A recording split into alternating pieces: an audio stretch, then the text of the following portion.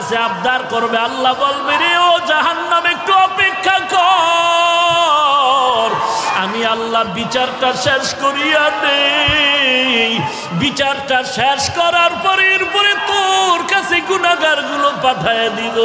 জাহান্নাম থামতে রাজি না। আল্লাহ তাআলা বলেন ও জাহান্নামের শিকল দিয়া ধরে রাখ, জাহান্নামকে শিকল দিয়া বেঁধে রাখ। 70,000 রহমতের ফেরেশতারা জাহান্নামটাকে বেঁধে ধরে রাখতে পারে না।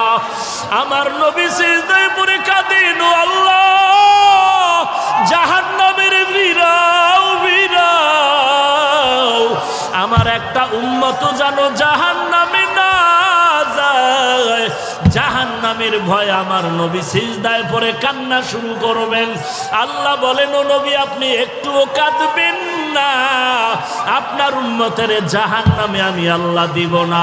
আল্লাহ কুদরতের হাতে একটু পানি দিয়া ফেরেশতাকে বলবে জাহান্নামের গায়ে ছিটায়া দাও।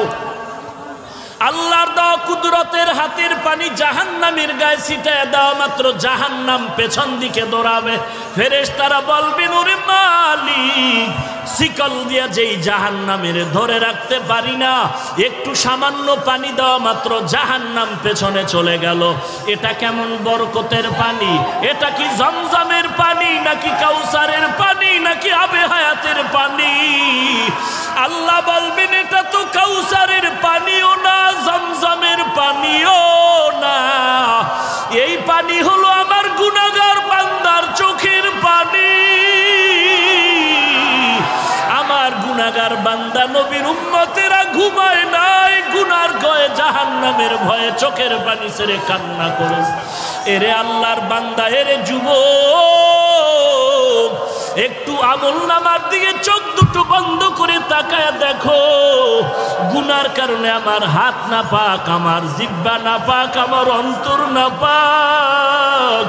গুনার কারণে আমার চোখ দুটো না পাক, আমার পা না পাক। আমার মতো জাহান্নামের আসামি আর কেউ নাই।